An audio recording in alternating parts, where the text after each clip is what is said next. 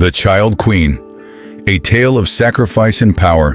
Imagine a cathedral bathed in golden candlelight. Shadows dance on cold stone walls. The organ roars. It is not a wedding. It is history reshaping a little girl's life. The crowd stares in silence.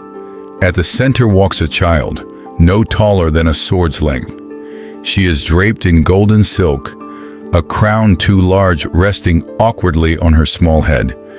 She is Isabelle of France, just 6 years old. Her tiny fingers clutch at the hem of her gown. Before her stands King Richard II of England, a man 23 years older. He looks at her, not with love, but necessity. This is not a romance. It is a treaty wrapped in lace, a child's innocence traded for peace between warring empires. But how did it come to this? Why would France offer a child? What would possess England to accept her?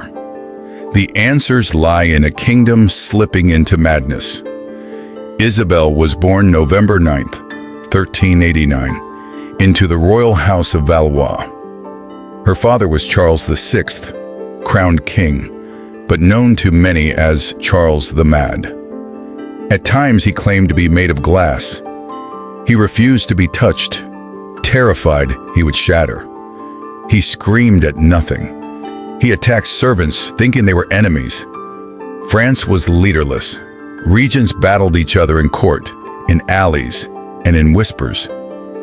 The 100 Years' War raged on. The land was broken. The crown was cracking. Her mother, Isabeau of Bavaria, was beautiful, intelligent, and cold. She did not comfort. She calculated.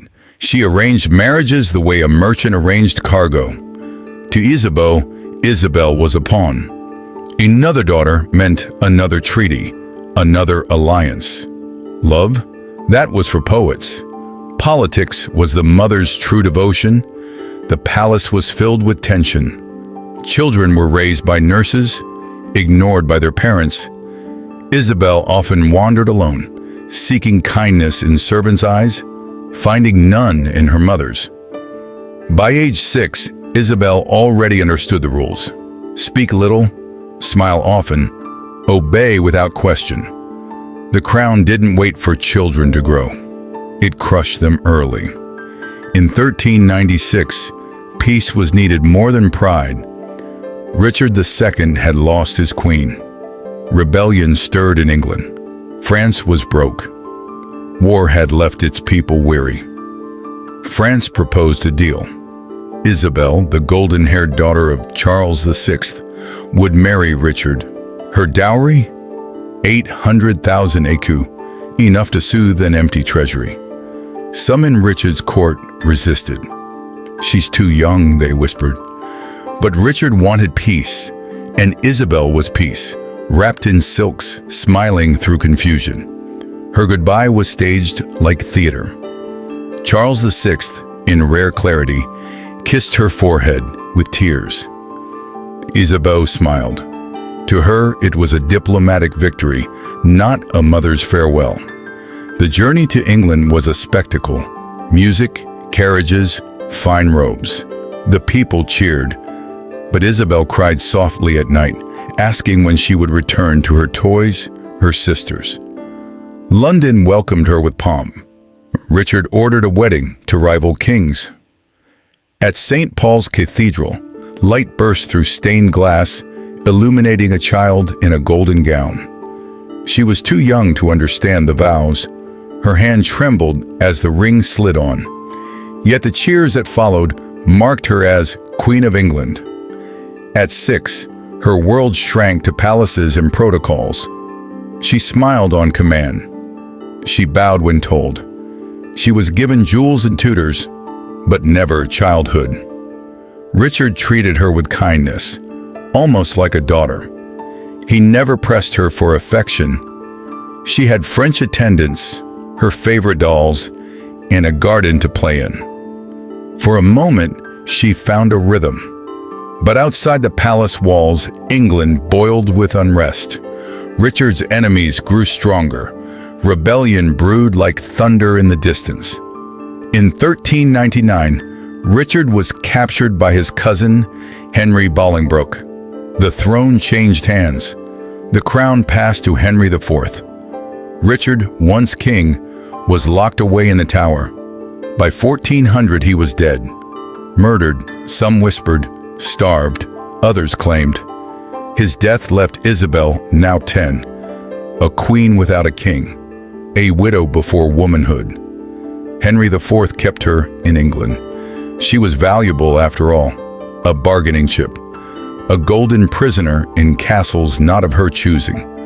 Her letters back to France were filled with sorrow. "I dream of home," she wrote. "I dream of my sisters, of the river Seine, of things that are no longer mine." France demanded her return. Henry delayed. Negotiations dragged.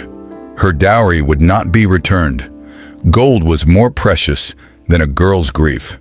In 1401, she was finally released. She returned to France, changed, quieter, wiser. She had seen the cost of crowns. She had lived history and suffered for it. At 16, she married again, this time by choice. Charles, Duke of Orleans, was a poet, a gentle soul. And their marriage was rare, full of affection and shared dreams.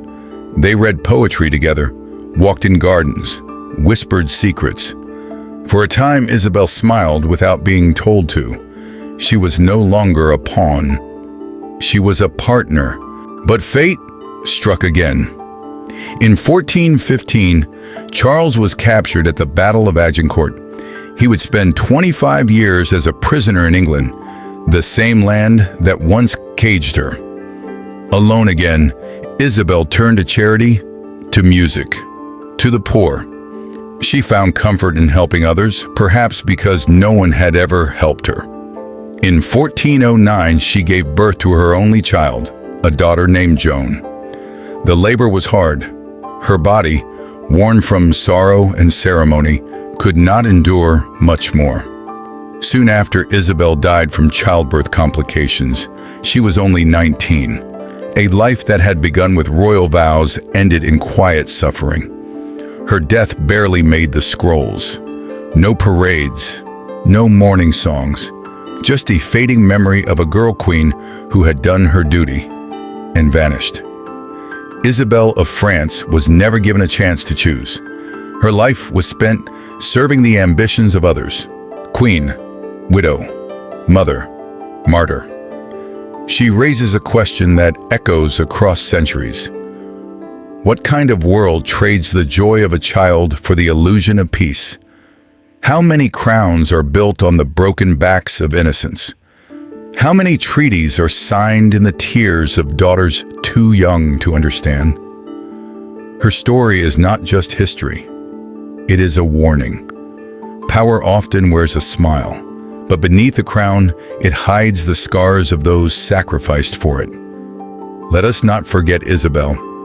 Let her name whisper through the cathedrals of our minds. A reminder, every throne has a cost, and sometimes that cost is a child.